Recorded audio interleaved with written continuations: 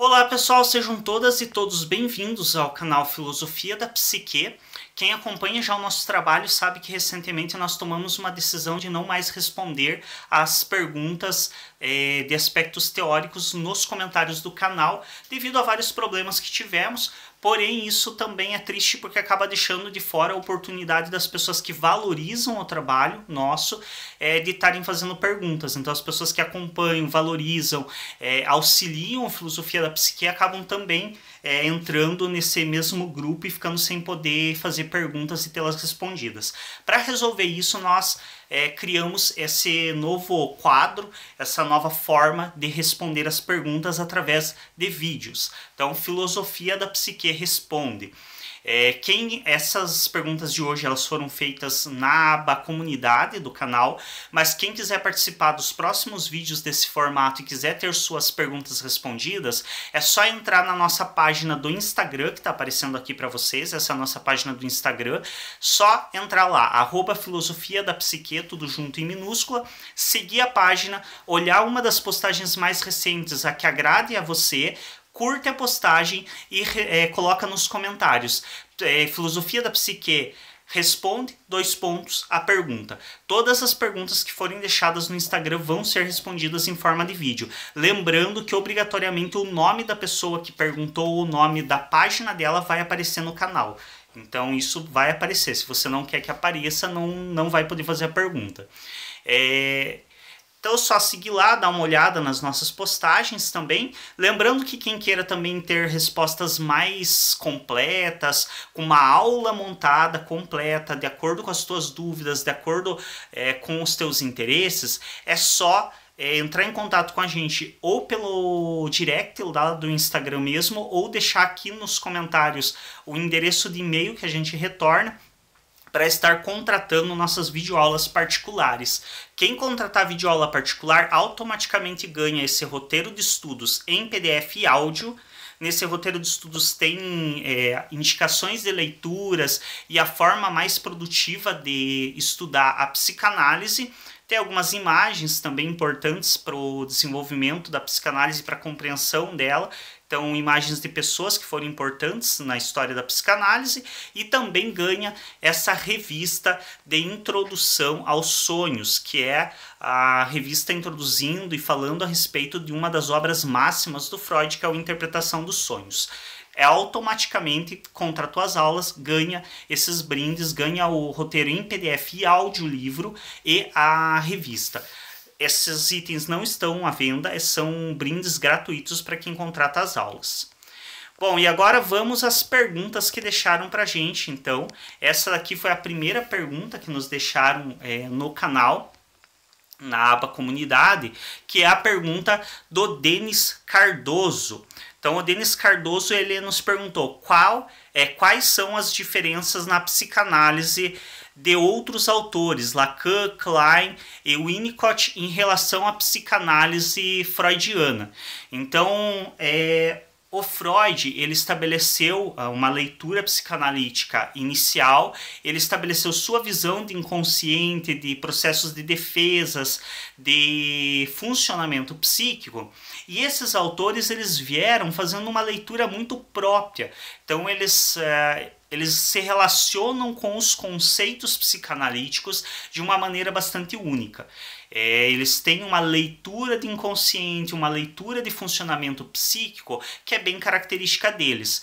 E, mais do que isso, quando a gente fala em Klein e Winnicott, são psicanalistas que trabalharam com um público em clínica que o Freud não trabalhou e, portanto, escreveram sobre a prática clínica com um público que o Freud não fez, que é o público infantil e o público dos psicóticos.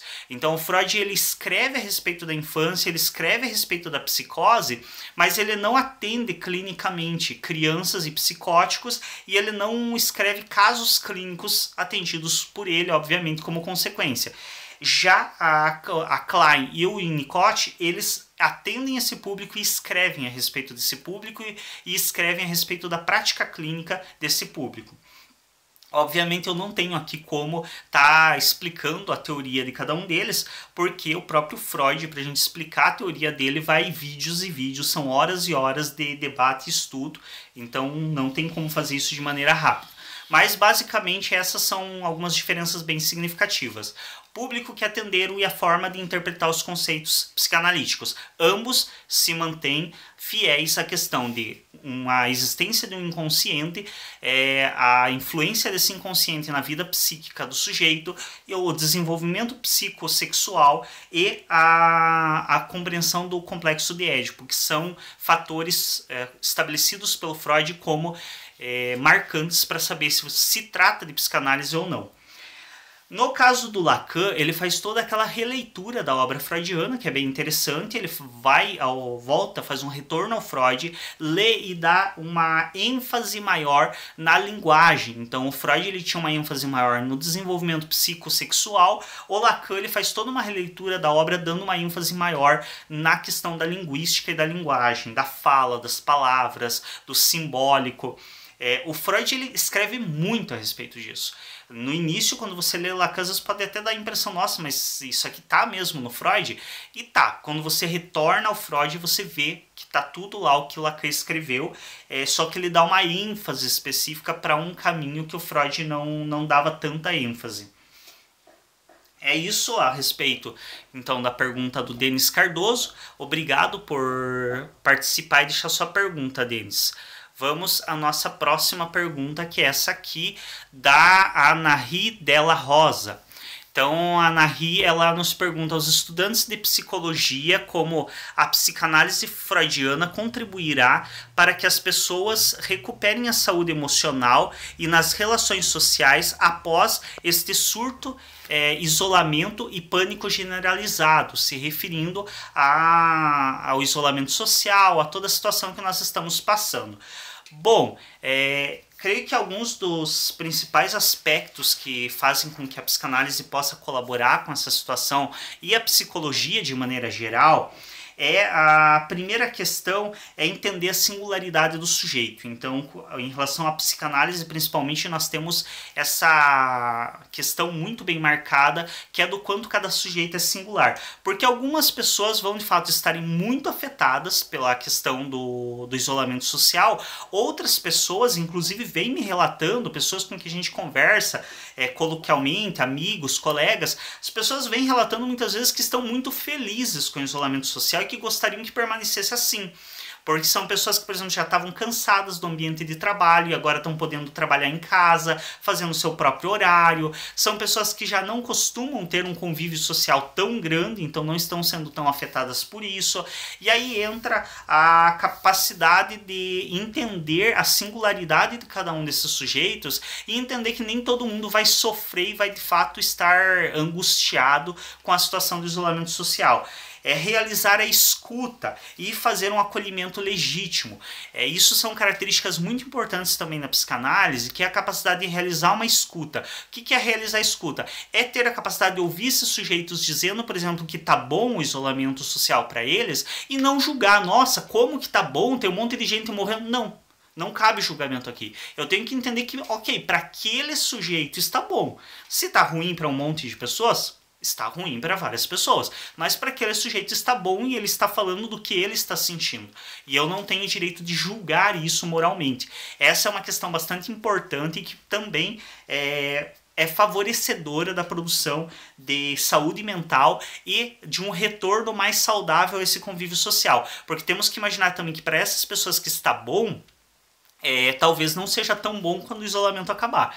E para as pessoas que estão sofrendo de fato com o isolamento, essa escuta, essa capacidade de acolhimento, ela vai proporcionar também uma certa segurança para essas pessoas, uma certa estabilidade emocional. Então, conseguir dizer para essas pessoas que, olha, sim, está ruim, muita gente está sofrendo, mas já passamos por outras crises e temos capacidade como sociedade de passar por essa crise também, de nos recuperarmos. Então isso é fator bastante importante para estar contribuindo para esse retorno ao convívio social das pessoas após esse período de isolamento. Muito obrigado pela pergunta e pela participação, Anahi, e vamos para a nossa próxima pergunta. Nossa próxima pergunta é Psicologia no Brasil, o perfil. O nome do usuário do perfil é Heraldo Júnior. E o Heraldo Júnior, ele nos pergunta a respeito a dificuldade em compreender como a psicanálise freudiana enxerga os conteúdos simbólicos tanto em sonhos quanto nas artes expressivas, como por exemplo pinturas. E ele agradece aí a oportunidade de participar. Nós também agradecemos a tua participação, Heraldo Júnior, e vamos falar um pouco então como que acontece essa questão dos conteúdos na psicanálise freudiana.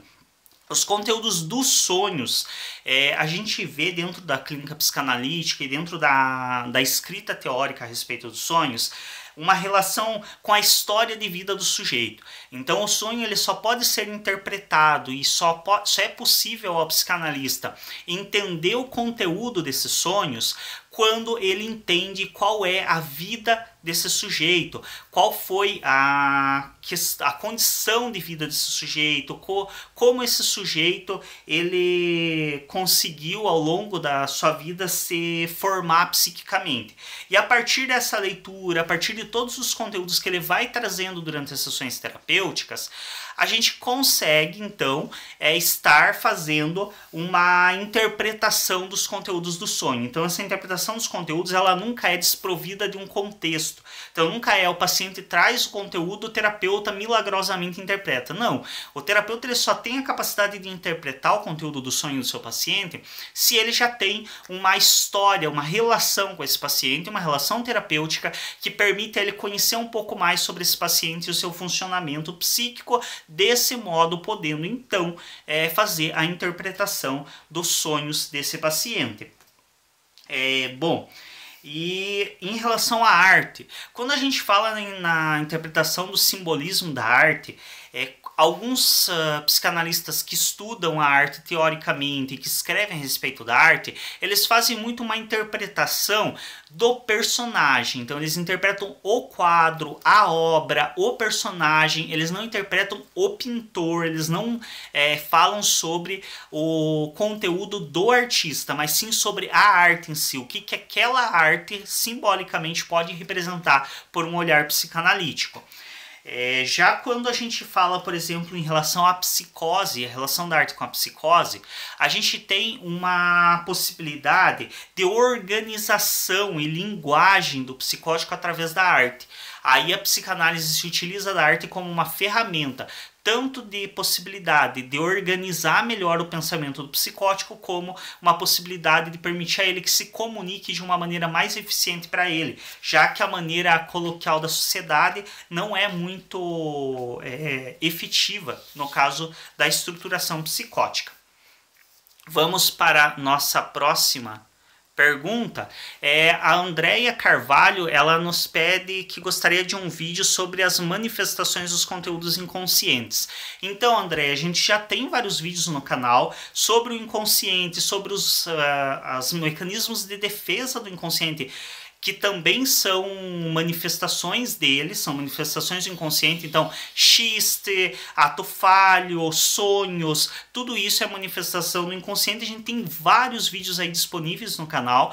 Então, você digita na lupa buscadora do YouTube Filosofia da Psique, sonhos, Filosofia da Psique, mecanismos de defesa. Vai aparecer os nossos vídeos a respeito do tema, do assunto, e lá você vai conseguir entender um pouco melhor sobre essas manifestações do inconsciente. Muito obrigado pela participação, Andréa Carvalho. Vamos à nossa próxima pergunta, que é a última, creio eu. A psicologia é uma ciência? Dependendo da resposta, por quê? Foi o Kelvin Silva que nos fez essa pergunta. Eu imagino que seja o Kelvin Silva, ou pode ser a Kelvin Silva, não sei. Mas, enfim, foi Kelvin Silva que nos fez essa pergunta. Não, a psicanálise ela não é entendida como uma ciência de maneira independente. Todos os materiais que eu li a respeito e as pessoas que discutem, que falam por que dela não ser uma ciência, muitas delas falam a respeito dela não ser uma ciência porque há singularidade do sujeito, não é possível replicar o experimento, então não é possível aplicar os métodos científicos. Por exemplo, você não pode atender 2 pacientes de maneira igual para replicar o atendimento e dizer que aquilo funciona segundo aqueles padrões científicos, porque existe a singularidade do sujeito que tem que ser contabilizada. Porém, esse discurso me deixa ainda um pouco com o pé atrás, porque se a gente for ver, a psicologia ela segue um padrão muito semelhante ao da psicanálise. Então ela também não tem como replicar atendimento, ela não tem como colocar as emoções, os sentimentos em tubinho de ensaio. Então a psicologia ela também não segue muitos dos parâmetros científicos que são entendidos convencionalmente. Porém, ainda assim, a psicologia é uma ciência, diferente da psicanálise. E aí, o que eu acredito que possa ser o principal motivo que leva a psicanálise não ser uma ciência independente, lembrando que ela é estudada cientificamente pela psicologia, então a psicanálise ela é tratada como ciência dentro da psicologia, ela só não se configura como uma ciência à parte, uma ciência isolada. E eu acredito que isso seja principalmente pelo fato de que nós não temos graduação em psicanálise. E lembremos que o estudo universitário ele está intimamente ligado ao meio científico. Então toda a ciência ela é produzida de maneira geral dentro de meios acadêmicos. Ela também pode ser produzida por instituições, por outras organizações à parte, mas ela é muito produzida sempre correlacionada com a graduação, com pós-graduação, com o meio científico acadêmico.